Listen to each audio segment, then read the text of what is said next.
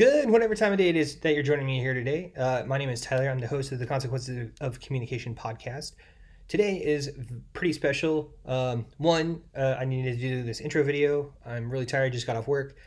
I'm already a day behind finishing the video that should have been uploaded yesterday, which would be Tuesday, April 30th at like 4 p.m.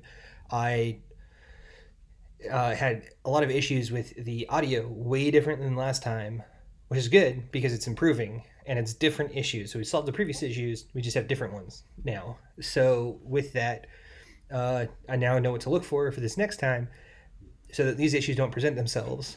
Today is the second interview that I'm doing on Consequences of Communication podcast. And there's because of the audio issues that I was having, there's going to be some moments at points in time where the audio may shift, and it sounds like that. I really hope it doesn't distract you enough, but now that I told you, you're probably going to be listening to it. I know the psychology for that. However, I wanted to give you a heads up that that is the best that I could do. I really hope you get some value out of today, and in this episode of Consequences of Communication podcast, getting other people's perspective. This is my friend, Pastor Lance, who is the worship pastor at our church. Enjoy. And we're back. Welcome to the actual interview podcast, everybody. This is Lance. He's going to be my guest today. Hello. He's the worship pastor at my church. My name is Tyler. I'm the host of the Consequences of Communication podcast. I do appreciate you taking the time to actually sit down and go through this with me. Absolutely, man. Anytime. I love getting other people's perspective, and I know that you and I have some similar interests, especially when it comes to music. Yes. And making sure things sound good. Yes. Among other things. Yeah, definitely amongst other things, nerd. Yeah, bro. I wanted to go through and ask you some like standard questions that I'm going to ask everybody on here, and then of course specific questions. Yeah. So the first one is, can you give a quick synopsis of your background and your life up to this point, so the audience knows where you're coming from and what experiences you have that influence your communication? Yeah. Oh, man. Well, 37 years ago, on a rainy night in Lancaster County, Pennsylvania. No. Boy, I think what the big points of my life that people will be interested in the most are my background in the church. So I'm a worship pastor, and I've grown up in church my entire life. Grew up in Lancaster County, Pennsylvania. And when I say Lancaster County, I don't say my hometown, which is Gap, because no one knows where Gap is. Everyone knows where Lancaster County is, right? Right.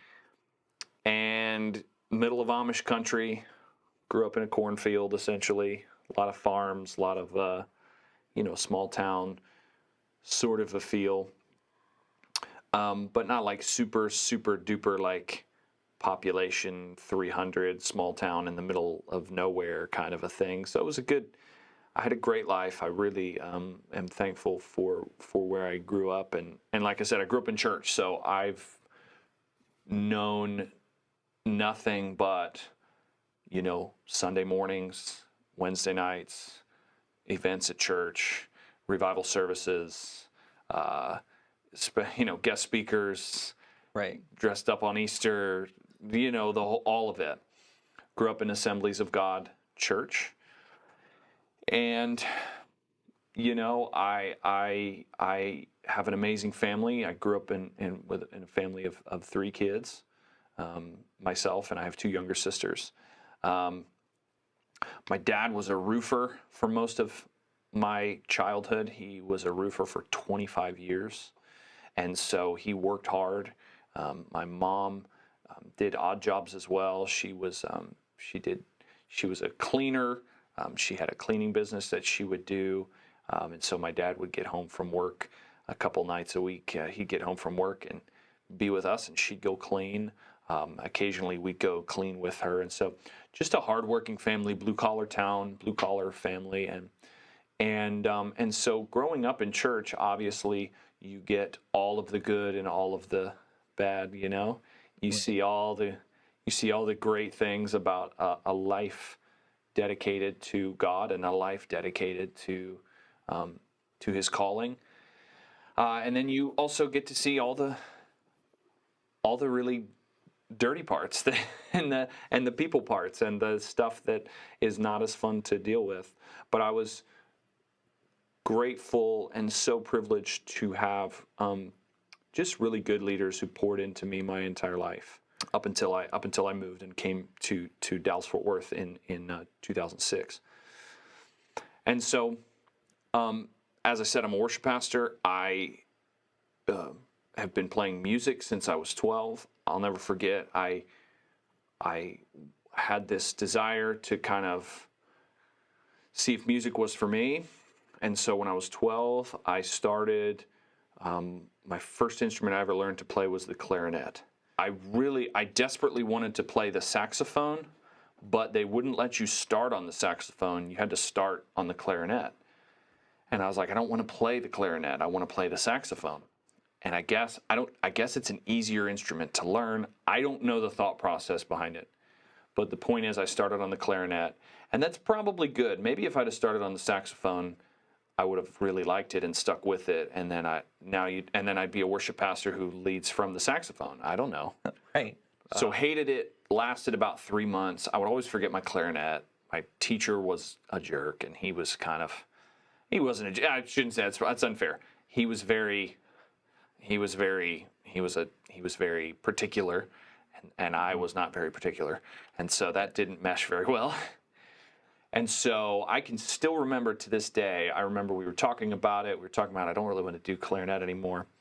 And so we had a really good group of musicians who led worship at our church, the church I grew up in. And she said, what do you think about the guitar? You should go talk to, the guy's name is Darren. He was my guitar teacher. And you should go talk to him. See if he teaches guitar. And so I can close my eyes and remember walking up to him as he was walking off stage. I think this was after service one day. And I just flagged him down and I said, hey, Darren, do you give guitar lessons? He's like, yeah, I give guitar lessons. That was his full-time job. So he had like 50 students or something taught out of his house. And I guess as they say, the rest is history. I just fell in love with the guitar. And it took me about 2 or 3 months of sticking with it. And it finally clicked, and I was just like, loved it. And then from there, obviously being a church kid, got involved in worship team, and then eventually everybody graduated from the youth worship team, so I became the worship leader. And then in at the end of my junior year, beginning of my senior year, just kind of asking the Lord what I was supposed to do with my life, sort of considered a bunch of different things as you do in high school. What am I going to do with my life? Right. At one point, I was really, I was going to join the Marines, and then I was going to go to music college, and I was going to go to Valley Forge, which is in Pennsylvania, and I was just contemplating all these things. And I remember we were at a conference, a youth conference, and during worship, the Lord dropped in my heart Christ for the Nations. And Christ for the Nations is a college here in Dallas Fort Worth. It's just a Bible college with a rich history, 75 years, I think, of ministry and training and equipping. And my worship pastor for my church and my youth pastor had both attended Christ for the Nations. And so that was it, going to Christ for the Nations. So I was 19 years old, came to Dallas Fort Worth, and the long and short of it is that had no intention of staying here, no intention of putting down roots. I was going to get trained and then go back and serve at my home church and try to get hired at my home church or do something other than stay in Dallas Fort Worth and get married and have 2 kids and stay here for 17 years. And what do they say? They say the easiest way to make God laugh is tell him your plans. And so here I am, just been faithful to our church. I knew about this church when I got here as a student because my youth pastor in Pennsylvania had graduated from CFNI, had served under Pastor Adam. And so when they launched the church right before I got here, I knew about it being launched. And so knew that this was home, and this is where I at least wanted to land and sort of catch my breath as I got into this massive city full of churches. And so just kind of been here ever since. And so now I have the privilege of leading the worship team here and being a pastor here and being a leader here at Hill City. And it's amazing and challenging and stretching and rewarding and all of the things. But yeah, that's sort of my life up until this point. Cliff notes, anyway. Spark Notes. Yeah. So when you were playing the Cliff Notes, I just aged myself very. And listen, if you don't know what Cliff Notes is, that's because you're not old like me. Back in the day, we used to have these things called books, and the internet wasn't around yet. facts. Look it up, kids. It's on the internet. Yeah, Google it. So back when you were playing the clarinet, wanting to play the saxophone, so you never graduated from playing the clarinet to the saxophone? No. Like I said, It was just 3 months. Okay. And I mean, 3 months of 1 month in, I knew I didn't want to do it. And my parents were like, okay, at least see it out till Christmas time, you know? Right. Go to the Christmas recital. And that's the thing. I wasn't even good enough to be in the Christmas recital. I was brand new, didn't even play an orchestra. Yeah. Like, I can kind of relate to that because in elementary school, I think I was in 4th, maybe 5th grade, like, I wanted to play the drums. And of course, they start you out on a snare drum. And when I was a kid, I definitely needed more of a one-on-one lesson as opposed to like, Sure. hey, everybody, this is how you play the like, we're going to get the whole band together. Okay, this is how you play the trumpet. Right. Here's this. Okay, here's how you play the tuba. Like, go through, and I'm just sitting there like, what's going on? Yeah. And then you finally start playing, and it's like, okay, well, now you have to go home and play it. Okay, well, how can I play and read the notes when nobody's really explained it to me? Yeah. And I'm the kind of person, you're teaching me something, I ask questions if something doesn't make sense. So I understand your and like, at least relate to it. And like, in that context, you really don't get to see it's not like fully rewarding until you actually learn to play through songs and like play in an orchestra. And that can take months, years for people to be ready for that, especially kids or whatever. Right. And man, the guitar it was difficult at first because you're training your hands to do whatever. And that's calluses. That's always, I tell people all the time, if you want to learn guitar, fight through the first 3 to 6 months because that's the hardest, because you're training your hands to do things that they're not used to doing, calluses, the whole nine. But I mean, you're telling me after sticking it out for like a month and a half, it's like, oh yeah, okay, now you can play Blink 182. I'm like, yes, this is awesome. This is great. Or MXPX. Sorry, church people. MXPX. Reliant K. It's, you know? In love with the 80s. And again, if you don't know who any of those bands are, it's because you are not old like me. Go look them up, kids. Look them up. Funny thing about Reliant K, they were one of my favorite bands growing up. Yes. And it was mine too. 2009 when they when they released their cover album. They covered like a Justin Bieber song, Britney Spears. Yeah, I think I was bitter at them way before that. Because they got popular and I was angsty teenager and I was like, how dare you get popular and other people know who you are. You're only mine. Right. I used to see them, no lie, for 4 or 5 years in a row. I would see them 3 to 5 times a year. Every time they came, and I would like drive a couple hours to see their concerts. And then we would always go to big festivals. Creation Festival is a massive festival on the East Coast. And it's like 150,000 people, and you go and you camp, and they have all of the Christian bands go through there.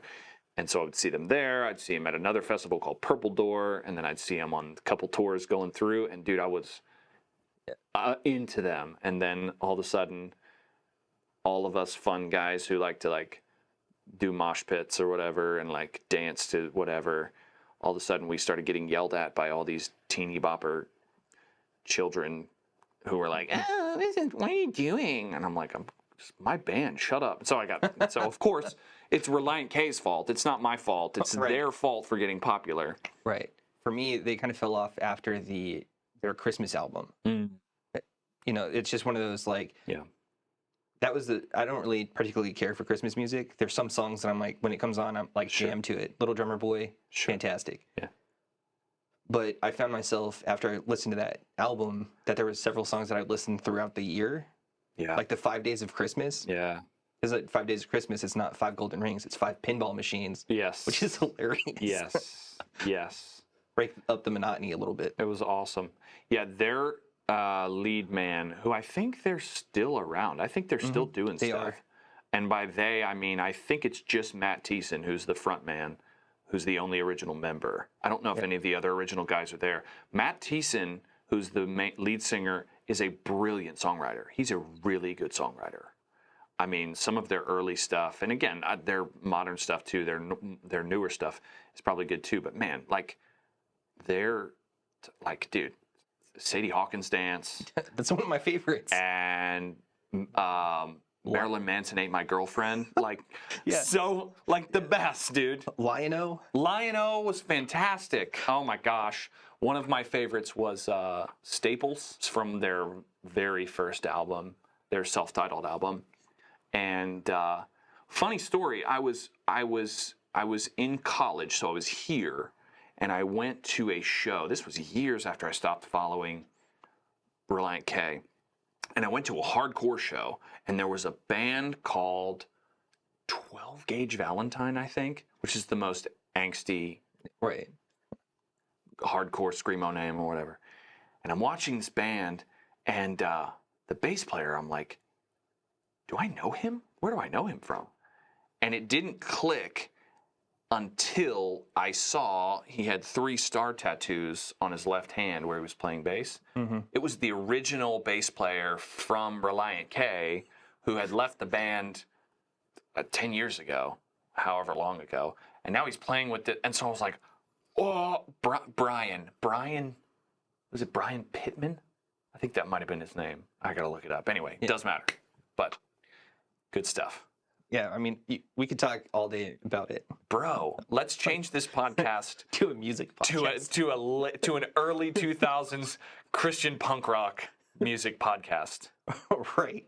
Just only Reliant K and copy bands. Yeah. Yeah.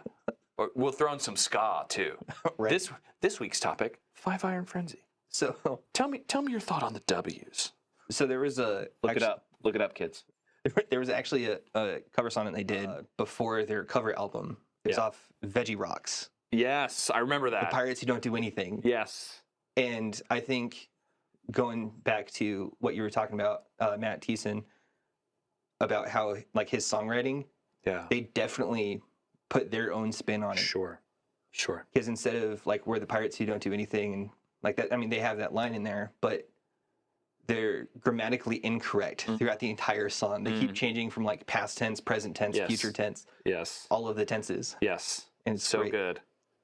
And then so good. just the last other one is they covered Manic Monday. Okay, I was out by then, so Yeah. I don't I remember need to when go they back covered and it, find it though. but you know, it's the original song. I can't remember if it's by the Bangles or Wilson Phillips. Yeah, Those- just another man. Yeah, those Something like two that. bands were the only bands that my mom listened to that I somewhat enjoyed. So it's like, hey, I want to like, Mom, instead of being like, Mom, I hate your music, let's play something else. It's like, Mom, can we listen to Wilson Phillips or the Right, Bangles? Like kind of right. finesse it a little bit more that Absolutely. way. Absolutely. But you know, the original song is like just another manic Monday. But then Reliant K is just another manic Monday. Right. Yeah. Like upbeat. double time almost. Great intro. Yes. I do appreciate all your experience because you actually helped me out with some of the stuff that I've come to you about. And just from that has helped me out in my own personal life, which I really do appreciate. Of course. So when you think about communication or like when you're having a conversation with somebody, like what's kind of the flow breakdown in your mind? Boy, that is a broad topic Yeah. for sure. Yeah, more, and I'm not talking about like specifics. I'm just talking about like logistics, Logistics. specifically like the logistical, like how a conversation should flow, Sure. as opposed to the conversation we just had about Reliant K's music.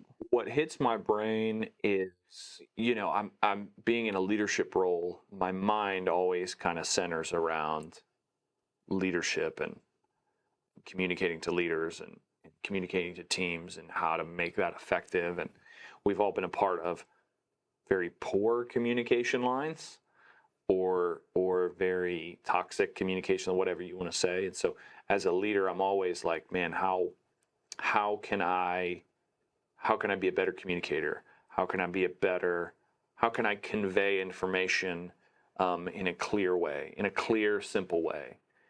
And what hit me as I was just thinking about, as I'm processing now, is this: everybody, whether you're a leader or not, you have these moments with people where you say certain words together, and it's like, these are the words that I said, and the fact that you ascertained the thing that you did from that sentence is a miracle that happened. Like, it's insane that I said this sentence and you thought this thought. Do you know what I'm saying?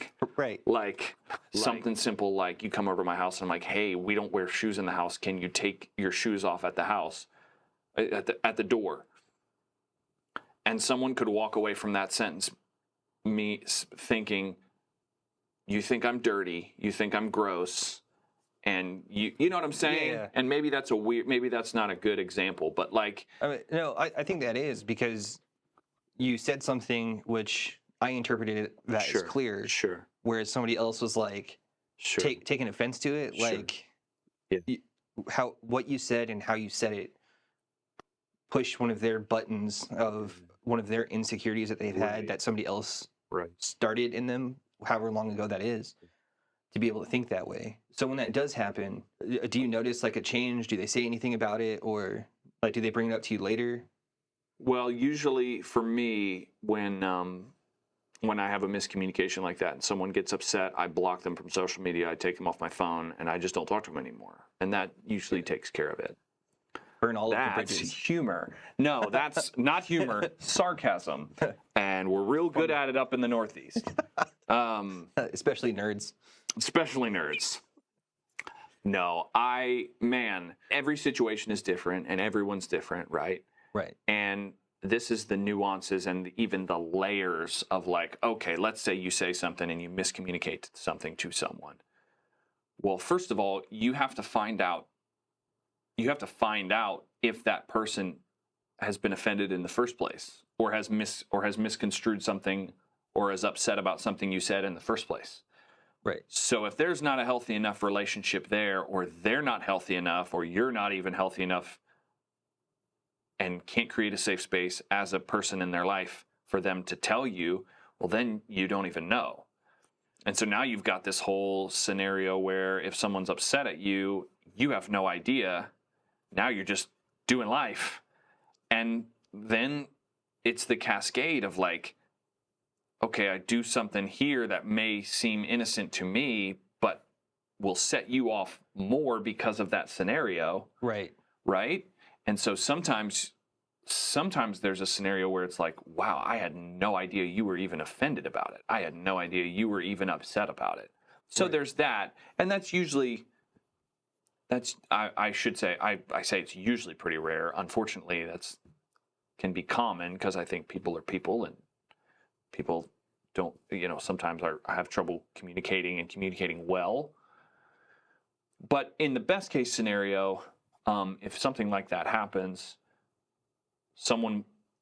hopefully the offended party or the person who misconstrued the information, that party will be able to come to you and express, like, hey, this offended me, or hey, did you mean this when you said that, or whatever.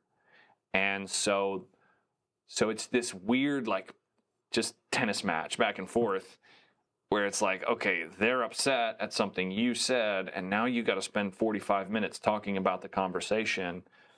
And sometimes in those scenarios, it's like the aha moment where it's like, I don't even know what you're upset about, and we're going to talk about this for 45 minutes, and then in minute 46, we talk about the sentence that set you off. Right. And I'm like, what? I had no idea. I did not even mean to set you off. You know what I mean? So yeah. Humans are weird, man. We're weird because we're emotional beings. we are obviously intellectual beings. There's many different layers to us, but deep down, we're like emotional beings, and we inform our worldview based on like our upbringing, our childhood, our religion, right? Right. You know, we inform the way we communicate around these things. And so then, of course, certain cultural things are offensive to other cultures. I remember I was in School of Worship. I was at CFNI. I was in college, and we were doing a semester. We were doing song production and doing the technical side of song production. So we were like recording and mixing and doing all this stuff, working in Pro Tools. It was an amazing time. It was so much fun. It was one of my favorite semesters at CFNI because we got to produce a whole song and like do this whole thing, right? Right. But we're all also like working and studying, and we have tests, and a lot of us are like working full-time jobs or working at least part-time or whatever. And so we're all like staying late, doing all these projects, and so we're all just, it's crunch time. And I'll never forget this one gal who I went to school with. She was Irish citizen, but she was from Malaysia. So she was born in Malaysia, grew up the first like 10 years of her life in Malaysia, and then moved to India. Or in India, Ireland. Tracking there, right? Yeah. So she had this like, it was weird. She was European, but she had these Eastern sort of cultural ties to her or whatever. And I just remember, dude, I'll never forget this. I remember I was doing something, I was acting goofy, and I like did like an imaginary like kick at her, like something. I don't even remember what I was doing. I was probably so tired I didn't even realize what I was doing and just being goofy. And I kicked my foot up at her, and she lost it. She started, how dare you? Don't you ever blah, blah, blah, blah, don't you ever do that again? And blah, blah, blah. Turned around and walked off. And I was like, and I'm looking around and there's 3 other people around me. And I'm like, what just happened? Is this am I being punked? Look it up, kids. Punk. Ashton Kutcher. Ashton Kutcher, look it up, punked.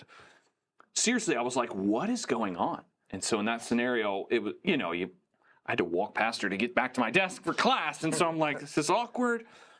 So later, we caught up and she actually came to me and she was like, hey, I'm so sorry. I lost it. We're all tired or whatever. But she said, in my culture, showing the bottom of your foot to someone is grossly offensive. It is like giving someone the finger times 10. And especially you being a man doing that to me as a woman is abhorrent. And so when that happened, it triggered or whatever. And so I was like, I'm so sorry. I had no idea. But like, it's just those cultural things that inform your background and inform who you are. So like if I was in that, crazy. Yeah, that is pretty crazy. And if I was in that situation, like as you were saying that like bottom of the foot and how disrespectful it was, I immediately thought of martial arts. Yeah. Like, especially like martial arts that's kick heavy. Like, don't take Taekwondo. Yeah, like you're doing Taekwondo and then like you're at a match or whatever with an audience and all the audience is seeing the bottom of your feet. Are all of them offended? And I'm sure there's some like nuances to it. Yeah, there's nuance to it, I'm sure, and all of that kind of stuff. But to your point, yeah, 100%. Yeah, and that may seem like a facetious question or like sarcasm, but it's also like that's where my mind goes. Like I'm curious about it, and if I'm curious about something, like I said earlier, I ask questions about it.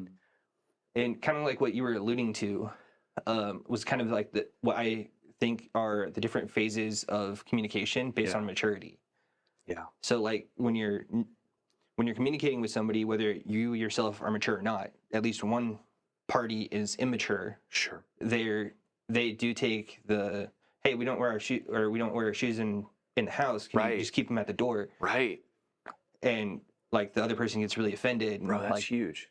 Doesn't do that. They're immature because they're not. Well, they're immature in their communication because they're not willing to express like what's hurting them, why it's hurting them. Yeah. Or investigate why you want the shoes off. It's just that you don't want your carpet being ruined. Right. You want to maintain that as best you can. Or like you're grown up in a Japanese household, a Korean household, where it's like That is offensive. It is Exactly. offensive to walk into my house, hygiene wise, but like culturally wise. You walk into your house and don't take your shoes off. And it's like this deeply ingrained cultural thing. And you don't even have to go that deep when you're talking about communication and miscommunication and cultural things. For example, I grew up, I'm giving this as an example. Let's say spouses, they get married, man and woman, they get married.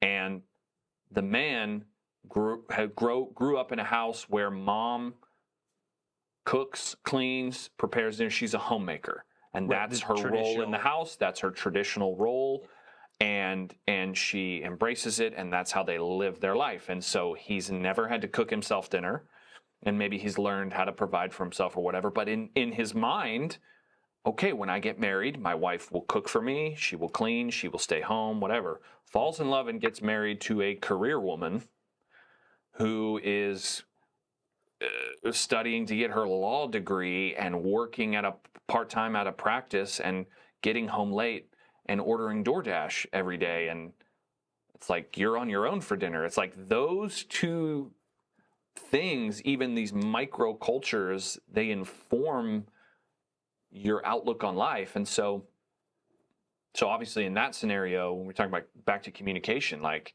it's so important to know who you're marrying, to know who you're going to spend your life with, and to communicate like, oh, okay, I never knew that this would be effective, that this would affect me in that way, you know? Right. And I think that's definitely a conversation to have, but it's whenever you go into a conversation like that, in my opinion, it should be one of the conversations while your fiancés.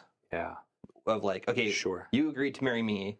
I obviously asked you to marry me, so that's a mutual thing. Yeah. Now, and I think about this logistically because it's more of a logistics thing. Sure. And I think more logistically anyway of what's the logistics of us living together. Mm-hmm.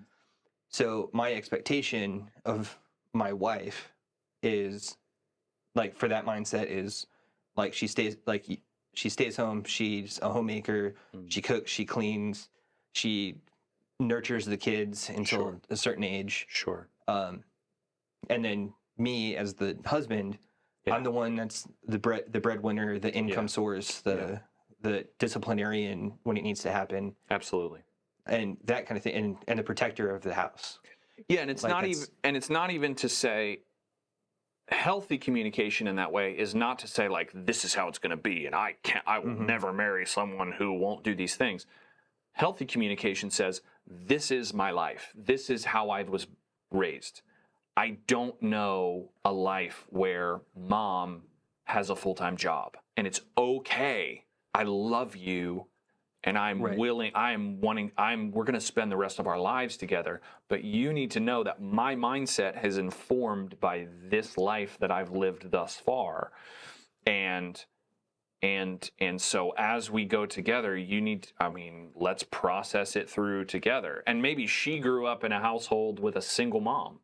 So having a man of the house has never been a thing.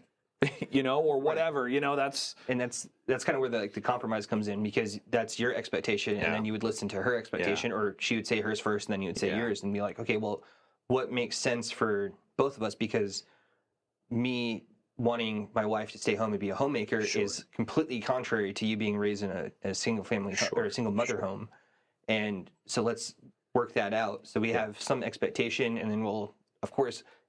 The conversation we're having now isn't set in stone for everything in the future. Yeah. It's just a baseline of, okay, this seems like a good idea at the time. Absolutely. And a good compromise. Would you agree? Yes. Yeah. And then once you get married, you start living like that. And then, of course, after the honeymoon phase, because in my opinion, like the honeymoon phase is just like nothing really productive, like long-term logistically gets done. Sure. Because y'all are just enjoying each other's company, go on vacation, whatever. But then after the honeymoon phase wears off, you're like, okay, so this is what we talked about, so on. Okay, and then those conversations stay separate from like the dates. Sure. Because the dates are like, we're just enjoying each other's company like we did when we were dating, when we were engaged, during our honeymoon phase. So we can make sure that we still like each other for Right. the long haul. Right. Yeah. Yeah. And it's, and staying on, to talk about marriage, like, well, let's talk bigger picture, for example. And our pastor taught us on this and teaches us on this, and this is just good relational 101. The three main stages of any relationship is honeymoon, and then conflict, and then bonding. A honeymoon is great. Obviously, it's awesome. It's Right. sheer pleasure. It is sheer chemical attraction in the sense of a man and a woman getting married. Right. Or also it's chemical bonding. chemical, right. Because that's the... Or it's I've just connected with somebody in college and now we're best friends and we're best man in each other's wedding and our kids grow up together and down the road. But like that initial wait, you like that thing? I like that thing. Right. We should both like that thing together. And I think the trouble that people have is the conflict stage, obviously, because conflict is difficult. And so in any marriage, in any relationship, that is the most important stage. Because if you can get past that, if you can get through a conflict and get out on the other side and just realize, you drive me insane, but I like you. I'm going to keep you around. Or like in marriage, me and my wife drive each other insane. And we're getting to the point now in our marriage where we're able to just, man, you drive me insane and I love you so much. Like, Right. we're at the point now, we're 11 years, in our 12th year of marriage. And that's what they say. Congratulations. Well, thank you. Thank you. It'll be 12 years in December. So a couple months, 6 months or whatever. Anyway, point is, you get to the place where it's like, okay, we've gone through all the conflict. We've seen each other's warts. We've seen each other enough times now. And that's the key when you're talking about marriage. The key is, I still choose you. And I think that's why marriage is so difficult for people, because they don't go into it with the mindset of, they go into it thinking, okay, I'm just going to ride this for as long as it goes. But man, if it gets bad, I'm out. Well, and I can kind of attest to that. Because I had the mindset of both of my marriages. Right. Of going in of hey, we're not going to be happy all the time. There's going to be conflict. Right. We're going to get through it. Yeah. Well, but there was a decision, and I talked about this already on here, but first marriage ended because of her actions. Sure. To me. Sure. And then my second marriage ended because of her lack of actions towards me and her actions towards other people. That's tough, man. And, it kind of goes back to that immature communication thing. There wasn't I was still forming my communication ideas. I slept at communication back in the day, especially during my first marriage. Right about my first marriage, I was also training people in the military. Sure. I started to realize that what I was saying wasn't getting across, that miscommunication. Right. So whenever I would explain something, I'd be like, hey, does that make sense? Yeah. But it wouldn't sound like that. I'd be like, hey, does that make sense? I'm condescending towards you. Yeah. And then I had to even elaborate even further. I'm like, I don't mean to be I don't want that to come across as you're too stupid to understand, because it's not the case. It's, I just don't know how to communicate effectively. Sure. So if there's a miscommunication, please let me know. We'll clear it up. Yeah. And let me be clear too. I'm sorry about I'm sorry about the difficulty in your marriages, and that sucks, man. And that it's tough to go through that. And by no means am I saying that there's just this formula, and if you follow this formula, you stay married. It's like, dude, no, marriage is so hard. It is so difficult. I agree. And it is so, and sometimes you can do everything right and choose and give 100%, 200% of yourself, and your spouse just says, I'm out, see you later. Right. And it's like, and that's so difficult, man. And that's their choice. Because I can't remember if Pastor Adam said this or not, but I think he did, is indecision is still a choice. Mm-hmm. Of you're facing a choice of do this or this. But if you're stuck and you're not deciding which one or the other, then it's going to be automatically picked for you. Yeah. And instead of having the best outcome overall, it's generally the worst outcome overall for indecision, because then you lose trust in or people lose trust in you to make the decision or follow through with your word or whatever that may be. Yeah, it's just really difficult when you love somebody so much and you're like, hey, I wanted and still want to spend the rest of my life with you, Sure. which is why I asked you to marry me. You said yes, and you agreed to it. I'm choosing you now. I'm choosing you now, and every day. But you're fickle in your supposed commitments. You know, so there's that. It's tough, man. But a good thing about it for me is I don't have any kids with like, I don't have any kids in general at all. But especially with my ex-wives, like, and I'm pretty happy about that, because that would just add another level. Yes. At minimum, another level of complexity to life. Yes. Because you have to like take care of, like, hey, I'm single, like, the love of my life, or who I thought was the love of my life was just whatever, and I'm like recovering from that while I have to take care of a kid. Yeah. Like, that's just a couple handfuls. Absolutely. Absolutely. Oh man. And then you think about the deep parts of like that kid growing up in a 2-parent household and the complexities of that. And not to say it can't be done, and not to say that it's like, oh, game over and you're screwing up your kid if you don't, you know, if you get divorced or whatever. I think it's definitely important to choose the right person, and that's more difficult than it sounds. But I would give this, while we're talking about marriage, welcome to the Marriage Podcast with Lance and Taylor. Taylor. Wow, You've got a time since I've been called Taylor. Larry and Taylor, the Marriage Podcast with Larry and Taylor. It's L&T. L&T. I would strongly encourage anyone who's looking to get married to. It's easy to say pick the right one. Involve others. Involve trusted friends, families, mentors especially. Involve them in your decision process. Man, I can't tell you how many stories I've heard, how many personal stories I have of, you guys shouldn't get married. This is a powder cake. This is a disaster waiting to happen. And I'm just telling you guys, it's going to be difficult because of X, Y, Z, blah, blah, blah, blah, blah. And what's difficult in those moments is when someone's like, forget you, I'm going to do what I want. And then guess what? The pastor, 6 months down the road, or sometimes 2 weeks down the road, oh, I hate her and I want to kill her. If only someone would have helped you with this. And it's so tough, man. Again, those communication pieces. So that's something that comes to mind right away, like, especially in marriage, open communication pieces and all that, but like, involve others, trust other people's advice, and understand and know that honeymoon stage is great, but man, that conflict stage is the hardest part to get through and the most volatile. But if you can do that, that's when bonding happens. And like you talk about, you take like a piece of steel that is fractured, and they say that if you weld a piece of steel that is fractured, that weld is actually stronger than the steel itself. Mm-hmm. And this is relationship, right? This is relationship with people, is that if you have a fracture and you can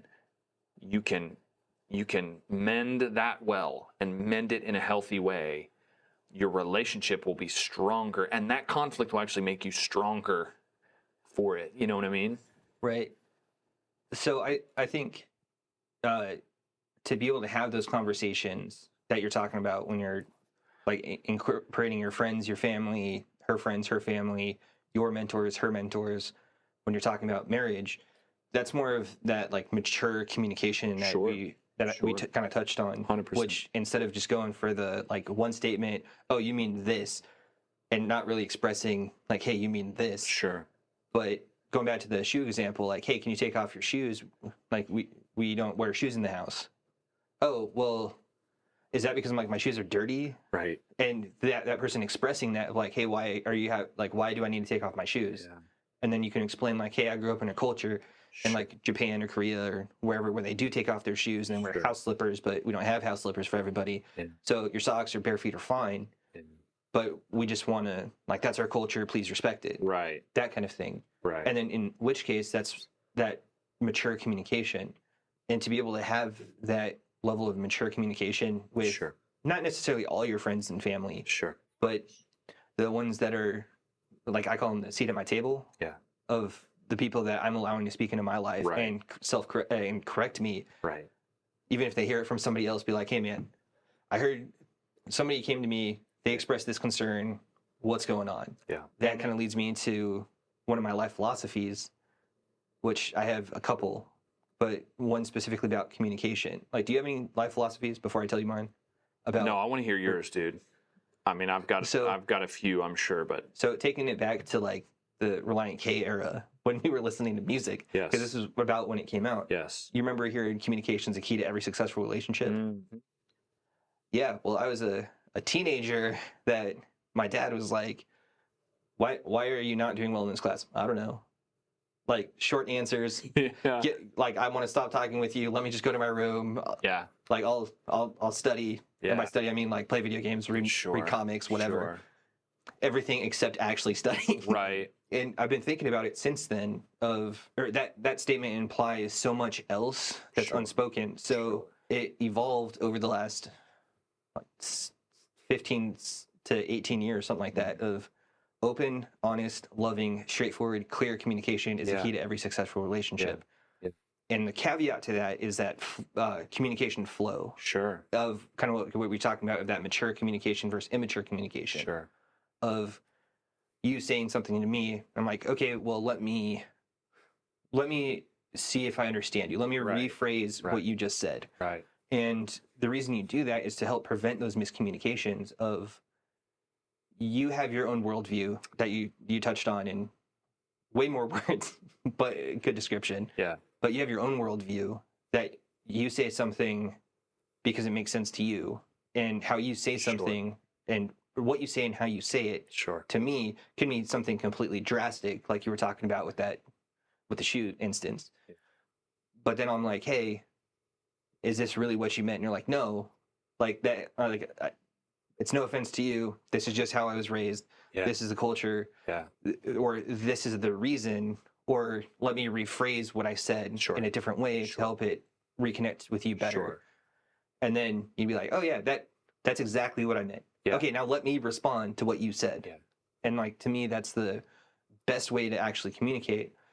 And when people do that without you realizing that they're doing that, those to me are like the master communicators in interpersonal relationships. And that's something that, like, I strive to be. And Sean has done this a few times of like, hey, let me rephrase what you're saying to make sure I understand. Which is a great segue of like trying to keep emotions out of it. And that's definitely 100%. Something that needs to happen, is in kind of my belief on emotions, because we are emotional beings. Yeah. We need to be powered by emotions, but not driven by emotions. Yeah. So it's the analogy that I've used, or I think I used this earlier on the podcast, is emotions are the gas to your car, but your logic and reasoning is you driving. Mm-hmm. So you can't go anywhere without your emotions powering it. Yep. But you are making the decision whether you go straight, left, right, reverse, how fast you're going, how fast you're slowing down, all of it. Like, you're controlling all of that, but you can't do any of that without the emotions. Yeah, so like the emotions is part of the engine. Right. But you have the wheel and the gas pedal and the brake pedal. Right. And you can turn, and I love that. Yeah, and like, that's kind of the way I view it. And to help prevent those emotions from actually coming into the driver's seat is what you need to do, like, have that breakdown of, let me make sure I'm understanding you correctly before I lose it. Sure. Like, dude, why do you show me the bottom of your foot? Like, to me, that is extremely disrespectful, instead of just like immediately flipping off. Sure. But good on her for coming to you and be like, I realized I was out of line and that you don't understand my culture and my heritage. So let me explain that to you of why this happened. I'm sorry this happened, but this is why it happened. And I'm, just so you know that about me, and I need to make sure that I'm not putting all the growth on you Right. only, so that if that happens again in the future, especially if you are just being silly, or if somebody else is being silly, then I'm not going to fly off the handle like that. Sure. Three things come to mind, and that's so good. Like the control really is in your court. Like the ball is in your court. So like three things came to mind as you were just talking. Let's see if I can remember all three of them. Health, humility, and questions. So let me start. You talked about, the different levels of communication are key to success. And I think all of those things can be nestled under the word health, healthy communication. It's like my son takes jujitsu. He does jujitsu classes, right? And there's a difference between somebody getting a submission on the jujitsu mat, trying to learn how to be a better martial artist, versus I'm in the line at, Whataburger, and someone comes up and just punches me in the face and puts me in a chokehold, right? Right. And what's the difference? The difference is like rules, boundaries, health. So like healthy communication is so key. Humility, like, man, two humble people, not like sandbagging, trying to like, let me brag about how humble I am. You know what I'm saying? Right. Like someone who really has the mindset of trying to be humble and trying to listen, saying I'm sorry, saying I did not mean to do that, like using that language and living that language out. Because there's nothing worse than a conversation, in my mind. Let me back up. There's nothing more exhausting than a conversation that is, let's talk about you and all about you. And literally, we've all been in these conversations where I could sit there for an hour and I'm trying to be like a good pastor, I'm trying to be a good friend, or I'm trying to like support you. And after an hour, you literally have not asked me one question about my life, about how I'm doing, and different context, right? If I'm in a counseling session and I'm a counselor and I'm a licensed counselor, I'm not a licensed counselor, but I'm saying if you're a licensed counselor in that scenario, that's not the time for your patient to ask, how are you doing? Like, oh yeah, how's your wife, Right? kids? Like, how's your cousin doing? That was in this one thing. Yeah. But like for me, the friendships that revolve around just let's talk about you and okay, let me see if I can help you and let me see if I can do whatever is like, it's just the most exhausting ever.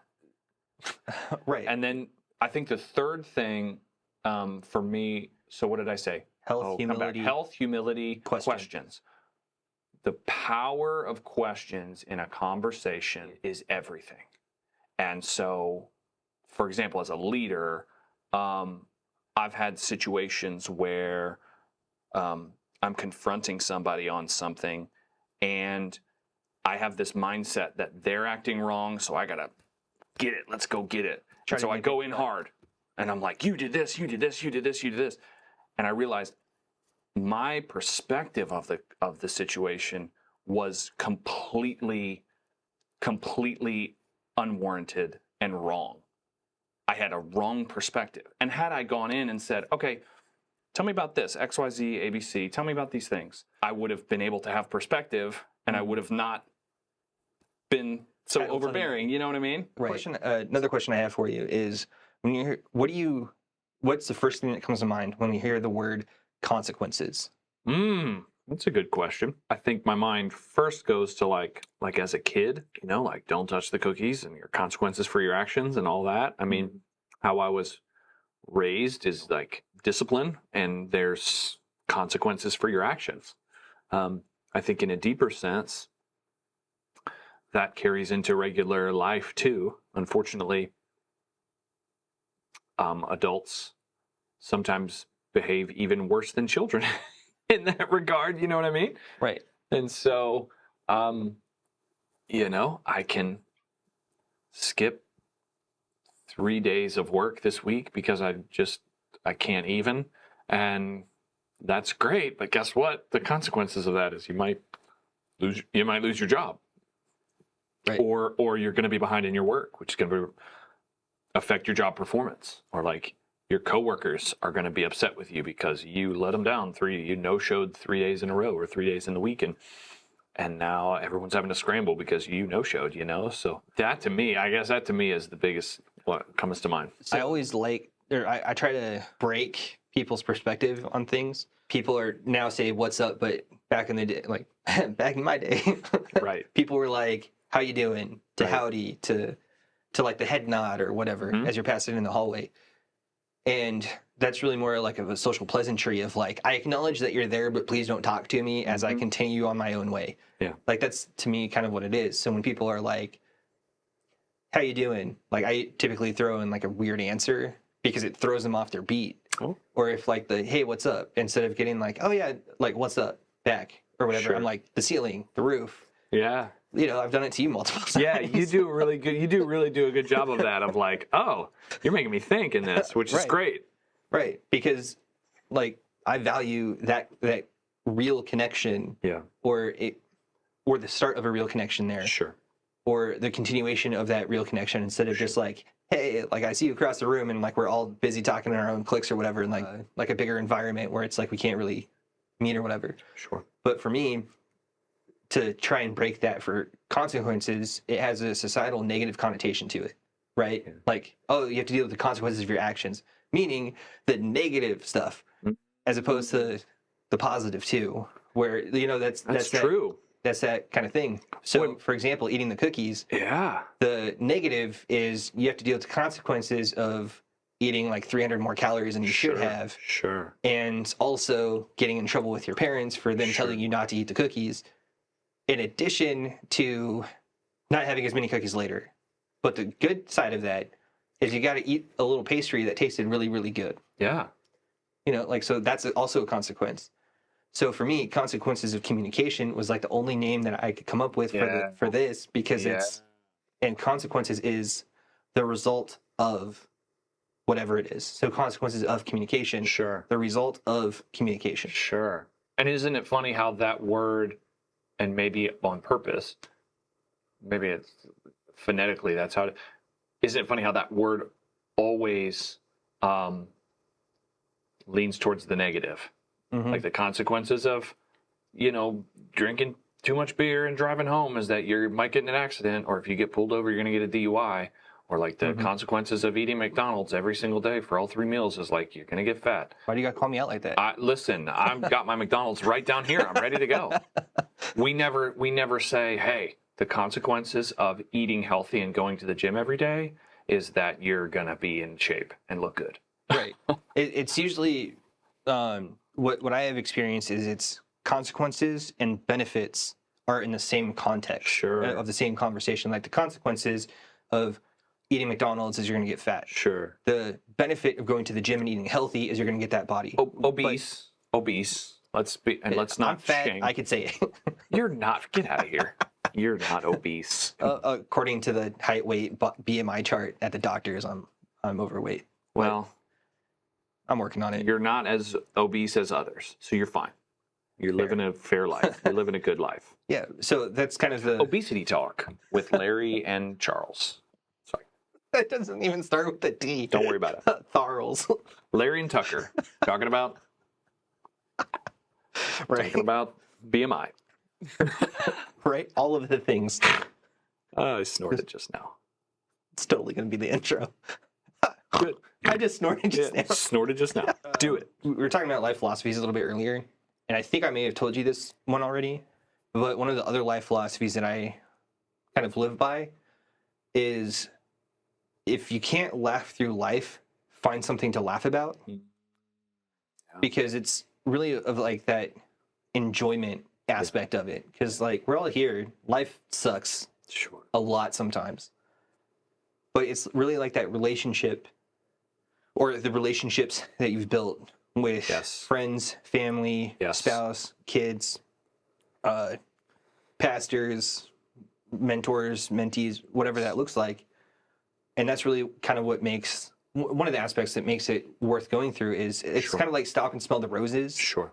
But Stop and Smell the Roses is like 1800s. Right. Or whenever that was invented. Right. Whatever. Right. But finding something to laugh about, like, helps bring that a joy to your life, or like an aspect of to someone's life of like, hey, that dude right there, or that gal right there, they have something going on about them that's different than everybody else's. I'm gonna go talk to them and figure out what it is. Right. And typically, it's usually one of those like, oh yeah, I'm just happy to be alive. Like Sean has it like, dude, phenomenally, the like most every day. positive person I know. Yeah. Like infectious. He's such a positive person. It's ridiculous. And such a great communicator. Yeah. Love you, Sean. Shout out. Word. So, like my previous philosophy, open, honest, loving, straightforward, clear communication is key to every successful relationship. Mm.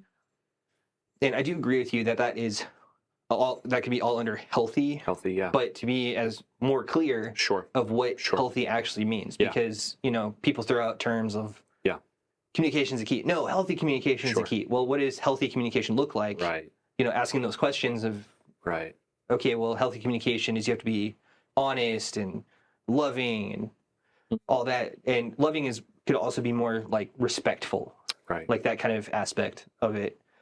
But just like how that's changed for me, and I know my communication with me has changed. How has that changed with you, going from I can't remember the county that you grew up in, but Gap, Lancaster County, Lancaster, Pennsylvania, in Pennsylvania to now, and like. Yeah. Kind of like with me of like, hey, I kind of talk like a robot and like condescending a little bit. Yeah. To now I'm asking the questions and stuff like that. So like, what does that look like for you? And how does that differ between mentors, peers, mentees, or friends? Sure. So many different levels to that question. It's a great question. There's obviously cultural aspects that come to mind immediately for me of like Northeast culture, growing up in Lancaster County, Pennsylvania, that culture versus Dallas, Texas culture, and what's acceptable and what's not, and again, just cultural things that affect communication. I remember, this podcast bringing up memories like I close my eyes and I see in my mind.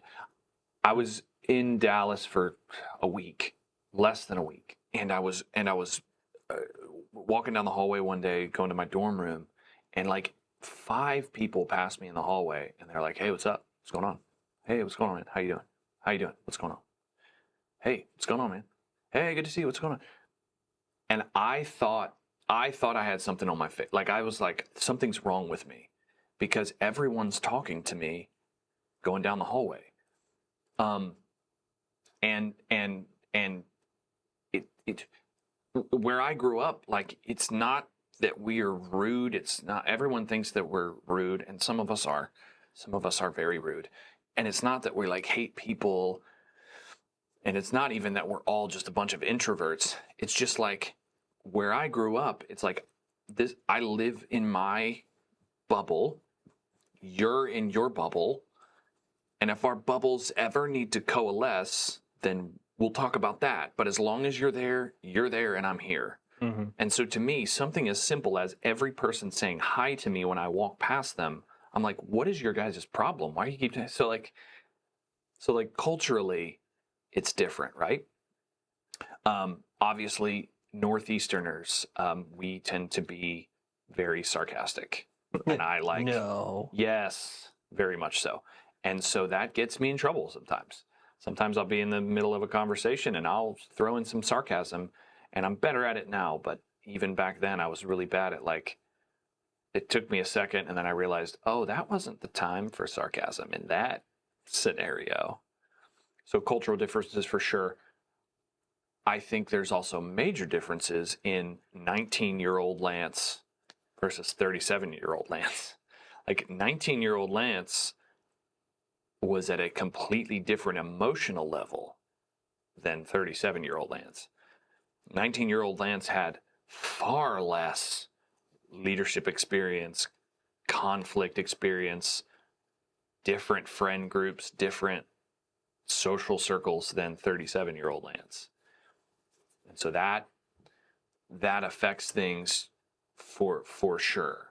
And so I think when you talk about the differences between geographical locations or age, maturity, and all of that kind of thing, I think for me it boils down to, you talk about a lifelong philosophy. For me, I want to be a lifelong learner. I want to grow. I want to always, I never want to be closed to growth. And growth is difficult at times and challenging at times. Yeah, for sure. There was I can't remember who said this, and I'm paraphrasing this because I don't remember the exact quote, but it goes something along the lines of, the day you stop learning, you're dead. Mm-hmm. And it's like you're dead inside because you're like refusing to grow. Yeah. And like, I think that kind of mindset is something that's really important to have, because as soon as you close that door, like, you are stuck there, like you stop progressing. And I like to use a river analogy of like, you're in like a kayak and you're the only one paddling. Sure. Because you're the only one there, but you have to paddle upriver. So you have to go against the stream. Sure. So you're like, okay, I'm growing. Okay, I'm going to take a break because I don't need to grow anymore. Dude. And I go so far, like I go back to where I started. And then even further than that because of the current. I'm stealing that analogy. That is a perfect analogy. And then, yeah, it came from to keeping it PG, but it's up creek without a paddle. yeah, Up blank creek without a paddle. yeah. And like, even just for a moment, if I let off, now I'm farther down than I wanted to be. Because to your point, as soon as you stop rowing, you start moving the other direction. And then it becomes more difficult to start again, because you're like, oh, I'm farther down. I just passed this, right, 5 seconds ago, and now I'm farther down than I was, and I got to do this whole thing again. Because you have to first stop your momentum. Yeah. And of course, the first probably 10, 15 strokes are going to be, okay, first one, slowing down. It's going to be a little bit lighter than the following one, but it's still going to be pretty rough. Sure. As opposed to when you had the momentum and you're just like, I got this. Life is good. Yeah. I should coast now. No, you shouldn't. You should keep going, because you're going to slow down your momentum and just, you're going to have to stop your downward momentum. Absolutely. To get going again. Absolutely. Yeah, it's a constant thing that you have to just keep turned on. But again, that goes back to the humility part, right? Because if I arrive and I just love to be the leader and I love to be in charge and I love my position, or I love the fact that I'm old enough to do whatever now, or I love whatever, and that's all it's about for me, well, then I've arrived. And it's like, well, okay, what is there now? So I think being humble enough to understand and to know I've still got things to learn. I've still got ways to grow. I've still got pieces of my communication that I can improve on. And for me, I remember what stuck out to me about this was that effect. I was listening to a podcast with John Maxwell. John Maxwell, world-renowned leadership expert. I've seen him live a couple times. Yeah, and many say he's he is the foremost expert on leadership and leadership growth on the planet. And I had been listening to him for a number of years. Our youth pastors growing up would show us his material, and like, just really practical. Like, we went through the 21 laws of leadership and all of that kind of stuff, really formative in my early years. And I'll never forget, I was listening to this podcast and they were talking about growth, and he was like, yeah, so, and I was going over my growth plan for this year, and I was going over my goals for this year and how I'm going to grow and what I'm going to learn. And he started talking, and I just thought to myself for a second, wait a minute, this guy's in his 70s. He is wildly successful, has started and oversees multiple million-dollar entities. Mm-hmm. World leaders ask him for advice. And that's not hyperbole. Like, kings bring him in for advice on how to grow as a leader. You know what I'm saying? Yeah. CEOs of multi-billion-dollar corporations and these big companies are like, teach us how to lead. If anything, the dude should be like sitting on a beach in Cabo somewhere, enjoying retirement, doing whatever. But instead, he is saying, no, no, no, no, no. There's still something for me to learn. There's still some way for me to grow. There's still challenges that I need to have. And it put into perspective for me, and I think it's good for anyone else, whether you're growing in leadership or in this case, when you're growing in communication, trying to get better. Don't ever think you're past the point of no return. Like, oh, I just never communicate. I just can't grow. It's like, no, Well, you can. You can. I mean, and it's like Zig Ziglar, who's a really great author and speaker, said this. You don't have to be great to start, but you have to start to be great. yeah, You know. yeah. And so it's like, you don't have to be an expert to start. You don't have to be an expert on communication to learn how to be a good communicator, but you have to start if you want to learn how to do it well. Well, and that kind of goes back to what one of my previous pastors said, especially when it's like whenever as Christians, like we're called to do something and we're kind of being resistant to it. And like, hey, no, I don't have the skills to do that. Yeah. It's like God doesn't call the qualified; He qualifies the called. Wow. Like if That's good. if you answer yes, just like Pastor Adam, Absolutely. starting this church, he's said this multiple Sundays. Like he was like the less than 10th, but more than 5th person on the list to come start a church here. Mm. And he's like, I don't feel qualified, but God's asking me to do this. I'm saying yes. Yeah. And Yeah. look where we're at now, where we have 3 campuses, including online. Yeah. The second to last question I have for you is, as the worship leader, like how I think as a leader in general, we wear 3 different kinds of hats. Yeah. Of like a boss hat, like say what I do because I said it. Mm-hmm. The leader hat, which is telling you what to do, but more in like a coaching manner. So it's probably more of a coaching hat. Mm-hmm. And then a servant leadership hat. Sure. Of, let me show you how to do this. Sure.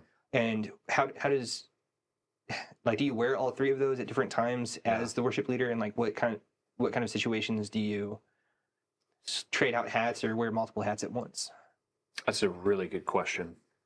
And leading and being on staff and leading an organization like a church is wholly unique to anything else in the business world. Maybe you could say like a nonprofit, organization would be similar, but we're trying to do many different things, right? I'm trying to love and nurture and grow you as a person and help you grow as a person. Not that I do the growing, but like create a place where you can grow as a person and grow closer to God and pastor you. But I'm also trying to put on a really, as best of a Sunday service as I can, in terms of leading worship. I got to eliminate distractions, right? I got to train my team up to be like, try to be bring as much excellence as we can to the table. So yeah, it is a constant, it's a constant walk of like, which hat do I wear? What's important to tend to at the moment? And man, there's just so much nuance, and to say that there's like a formula to it and this is how I do it and this is what I do when I do is like completely different. For example, I was sitting at my desk today, had about a 45-minute conversation with someone who is a small group leader for one of our team members, and just talking through some pastoral things, just real confidential leadership things, and talking through some things of like, hey, we may need to consider pulling this person aside and asking them to take a break for a while because they're just really struggling through some things, or they need to step down from the team for a season so that they can get well, so that they can become spiritually well and whole. And how do we pastor that? And how do we do that without saying you're just kicked off the team? And how do we do that? And then 5 minutes later, I'm texting and talking to some of our leaders about what songs do we need to do? And how do we do that? Oh, we can't do that song because it's really technically, advanced, and I don't know if we can do it at this campus or whatever. And so, man, it's just a constant balancing of all of those things. I think the key for me is, and I'm journeying through this with our organization because we're growing, Right. which is an amazing problem to have. Of course. But the more you grow and the bigger your organization gets, and in terms of communication, the bigger your pool of people that you have to communicate to gets, the simpler and more concise your communication has to be. And it really, really, like building a house. If you don't know how to build your foundation, then building tall and big on top of it is just going to crumble. So we've worked really hard in our organization as the worship pastor and the worship team. We've worked really hard over the last 10 years of like asking the Lord and asking each other, okay, what are our values? What do we value? What are the non-negotiables for us? And from there, then all communication flows from those values, and it makes things easier. I was just talking to someone today about they're working with a musician who struggles playing with the click. We use in-ears and we have a click track because we use tracks occasionally. And by occasionally, I mean a lot. We use tracks a lot. And this person was like, listen, I've never played with the click before, and it's just, I'm struggling. And is there a way I can play, like just turn the click off and play without the click? And that is a communication moment, and a pastoring moment, and a mentoring moment, and a technical, like, challenging moment. And you could really easily tell that person, well, listen, if you can't play with the click, you can't play with our team. And how, what, don't you know anything, and all that kind of stuff. That's bad communication, right? Right, and then that also leads to like the wound that we were talking about with it. Yes. With the other scenario with the foot. Yes, absolutely. And so I'm helping a leader communicate this to someone else. And so I was walking through with one of my leaders, and I was saying this: the biggest key is to understand your why, to understand the foundation, and explain from there, and just be open and honest, while at the same time not attacking. And so the communication that we had to adjust and had to work on is simply this, in this scenario, saying, listen, we are called to be a multi-site organization. We are called to plant churches, micro churches, all over the Metroplex, and that's what God has called us to. And what that means is that we don't have a central pool of musicians at one location that we can build an amazing band with. If I could bring all my musicians from Mansfield, our 2 physical locations, and bring them together, we would have a fantastic band. I mean, we'd have the best music. We'd have a full band every single week, and it would be great, and we'd grow and all that kind of stuff, which is something that we do occasionally. But on every Sunday morning, I have to disperse them all over the Metroplex. And as we grow more campuses, then those guys are going to have to go to the other campus, and et cetera. And so in order to do that, we have to understand that there may be a Sunday where I have to track in the bass because I don't have a bass player. We do this at our main campus, and we're just now getting to the place where we have some folks who are able to play bass. But for the most part, on one of our teams, we don't have a bass player. So we have to track in bass, or I have to play bass and sing and lead, which I don't prefer to do. But I'll do it if I have to, right?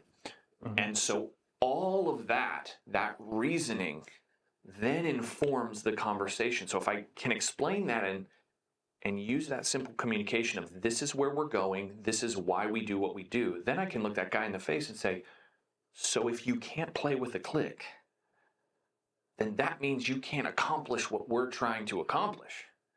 And so, dude, no pressure, man. You don't have to learn to play with a click. But I can't lead a team, and I can't put you on a team if you can't play with the click. You know what I'm saying? Right.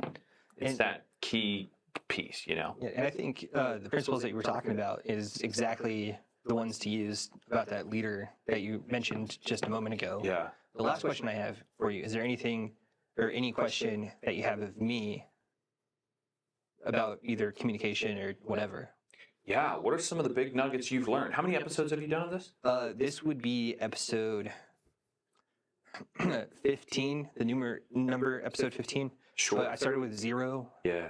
And then I had 13.5. Session 0. Come Yeah. on. What are some of the biggest nuggets that you've taken away as you talk to people about communication and some of the biggest like aha, like I got to write that down moment? So, you're actually my second interview. So the first 13 episodes was me displaying everything. Well, 0 plus the 13 episodes. Okay. Was, Okay. Here's why Consequences of Communication podcast, why I'm doing this, Got it. kind of who I am. That's episode 0. Then it was like ground rules of going forward. Like, this is baseline. You have to have ground rules. So those 15 podcasts were not interviews. Correct. That was just me. Okay. Like, got this it. is my view. This is my baseline for everything at this moment, because open to change and grow. Yeah. Well, then what is so between those episodes, then I'd say, and your interviews, and even this interview, what are some of the biggest, like, oh man, aha moments that you found? Breaking down the phases of a relationship, like you did, from honeymoon to conflict to bonding. Yes. Like that's really what it is. And I knew that, but I didn't really put those labels on it. I knew that there was honeymoon phase and then the non-fun phases. Sure. Well, I mean, you can have fun throughout all of it, and they're all different levels. Yeah. But I would appreciate, like, there's an appreciation for each level. Right. And then it's just a cyclical cycle of it. Because as we grow, it's like you and your wife are not the same person that you guys met. Right. Like, you guys change throughout. So it's almost like ogres are like onions. Like, there it is. You know what I mean? There it is. Like, we all have different layers, but those layers, but we don't know what those layers are, because those layers are still forming based off our current experiences, and those are slightly being peeled off throughout life. So that changes. Something that Sean said in the last episode about isolation, and how isolation is never a good thing, like no man's an island kind of thing. And I responded with like, I have I've isolated myself from my family. Sure. And he's like, no, that's not isolation. You just put boundaries in place. And because wow, that's good. And that's sometimes that you do. Go, Sean. And I initially heard something like that from Gary Vee, of, hey, if your parents aren't supportive or whatever like this, and you have this on your heart, you got to limit that conversation and limit their access to you. And that's really what I've done. And since I've done that, like, my life outlook is like seeking the right mentors, or whether they're in-person mentors or like YouTube people that are just broad audience. Right. Of, okay, this is how you do things. This is how you get to where you want to go. And here's this and that. And that's been a pretty big eye-opener overall. And that's actually why I had you met my friend, I won't say her name, but almost a year ago. Yeah. And that friendship ended because of that, like, part of it, not all of it, but part of it was that immature communication of like, hey, that conflict phase of, hey, this is what happened. The blame is on kind of both of us, but you're not taking responsibility for it. And I can't associate myself with people like that. It's tough, man. Yeah. So it sucked, but at the same time, like, as soon as that ended and that access was limited, or there was that boundary in place, and it wasn't just like, hey, we're no longer friends. It's like, I can no longer be your friend, but if you end up changing and you want to reconnect later, this is how you reconnect with me. Sure. Wow. And because I want to leave that open, and then at that case, it's on that person. So those would probably be at least the two biggest takeaways from here. But good stuff, man. Good nuggets. As far as communication as a whole, is asking questions, like you mentioned earlier. But it's really to change your perspective, exactly like you were saying earlier. And I've heard different leaders say very similar things of limiting that, like limiting communication, whatever it may be, to help propel you forward. And by limiting the communication, you also have to, that gives you the mental capacity to not deal with like all their drama or negativity or whatever it is that they're bringing in that's lack of a better term, toxic for your life, Sure. or holding you back, the chains on you, Mhm. to be able to have that mental capacity and ability to be like, wait, so here's this. Why is this happening? Tell me about X, Y, Z. Sure. Of what's going on, instead of you like going in like hard to that It's the individual. ultimate diffuser. It's the ultimate like diffusion of, and I have learned that when I sense like, okay, walls are going up or there's tension or like, oh, I'm getting angry or whatever, bring it back to like, hey, can I just ask a question real quick? I just need to understand. I noticed this, and this is happening. Tell me about that. How does that make you? How are you feeling about that? Have you thought about this? I don't know. I'm just trying to ask. How does it make you feel? Yeah. How does that make you feel? The most sarcastic, genuine question ever. Bro, for real. 100%. Yeah. But that's everything I have Awesome. for you. So I do appreciate your time. Thank you. And all your answers and Yeah. explaining stuff. I had a lot more questions, but through your answers, you've actually covered a lot of them. Okay. Well, good. All right. Well, I really appreciate it, Lance. This was fun, man. Thank Yeah. you. Thank you for having me. And we are back from the episode. I really hope you enjoyed the content of today's episode of Consequences of Communication with my buddy, Pastor Lance, and getting his perspective on some things, especially about marriage and the relationship cycle, which I think is really interesting. And it's definitely something to continue to look at. And if you like this episode, or somebody came across your mind that you want to, or that came across your mind while you were listening or watching today's podcast, please go ahead and share this with them. Like, subscribe, ring the notification bell, write a review. I'll respond to it. And the next episode should be on, as I pull up my calendar, should be on the 7th, I believe. Yes, the 7th, by 4 p.m. I'm not sure if it's going to be an interview podcast or kind of an off the cuffs kind of thing, but we'll see. It's probably going to be an off the cuffs episode. And then the next episode is going to be on the 21st, and that should be an interview, but we'll see. I'm still trying to line up interviews and get them all lined up so that we actually have interviews instead of just hearing from only me, because there's like 7 billion other people on the planet other than me, and I don't think I could hear all of their perspectives, but I want to get a wide variety of their perspectives. Thank you for tuning in, and until next time, take care and enjoy life.